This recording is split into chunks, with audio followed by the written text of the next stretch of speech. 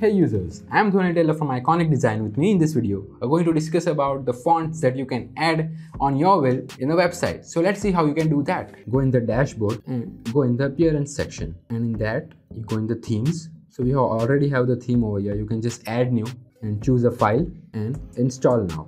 So by the time this theme gets installed, just subscribe and hit the bell icon. After the theme gets installed, just activate it. Now we'll just see if the theme is activated. So now we'll just inspect it and see for the font. Here you can see the font family which is applied is Roberto Sans Serif. Now in the theme folder, we'll just select and create a new folder about the fonts that we want. So you can just download the fonts that you want and select all the fonts and paste it in this folder.